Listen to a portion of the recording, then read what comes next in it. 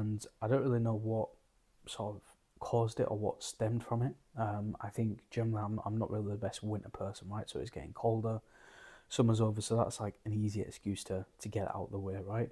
But there was something deeper going on. I just had no desire to really do anything, and it just felt like a slog to do the most basic of tasks. And I think a lot of that would be generally down to the time that I was spending on social media. Interestingly, how I started to feel less bothered to do the things I needed to do was also the same time that I was watching more TV, I was scrolling on my phone more, and I just wasn't actually doing anything that we could call as a needle mover in both my business, myself as a person, and also my relationship with God and becoming a Christian. But today was different, and I sort of got to this point where my back was up against a wall. It's like the more that I didn't do the things that I was meant to do, the more that I got pushed into a corner.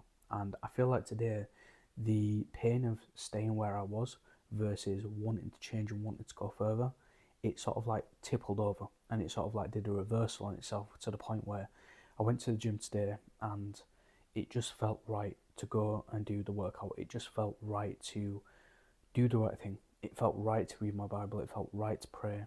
It just felt right. And I think one of the biggest things as a Christian, one of the biggest things that I've simply got to give thanks for right here, right now, is having this compass, this sort of like moral centerpiece where I'm basically able to use this to make certain decisions. Because before returning to faith, I never had this. I would have to rely on other people. I'd have to look on social media, and other people would tell me what was right and what was wrong and what was needed to be done. And there's still good aspects to that. I think, a lot of men are lost right now, so it's important to find that fellowship and find these people that are at a higher caliber than you, and they can tell you the next steps to take.